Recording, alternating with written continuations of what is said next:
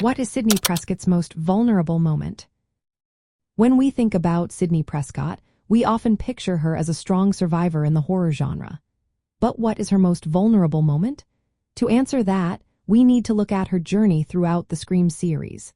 Sidney is shaped by the trauma of her mother's murder, which is a significant part of her story. This trauma creates a sense of hypervigilance in her character. Right from the start of the first Scream film, we see her cautious nature. She even traps her bedroom door to keep herself safe, showing her ongoing fear and trauma.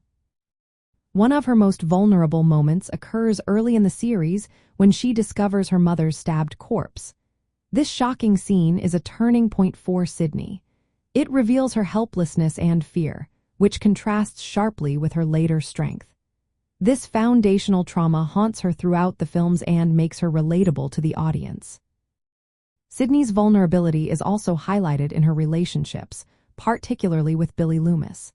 He is not just her boyfriend, he is one of the killers. His dismissive and manipulative behavior toward Sidney's trauma adds another layer of vulnerability. He pressures her about their sexual relationship, exposing her emotional fragility. This betrayal from someone she trusted deeply makes her situation even more heartbreaking. Throughout the series, Sidney experiences a mix of fear, self-doubt, and trauma, along with moments of fierce resilience. Her vulnerability is not a weakness. It shows her as a realistic survivor who is scared but refuses to be a passive victim.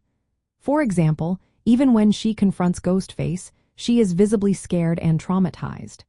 Yet, she uses that fear to fuel her fight for survival. In summary, Sidney Prescott's most vulnerable moment is tied to the trauma of losing her mother and the emotional manipulation she faces in her relationships, especially with Billy Loomis. These experiences ground her character in realism and make her a compelling figure in the horror genre, embodying both vulnerability and strength.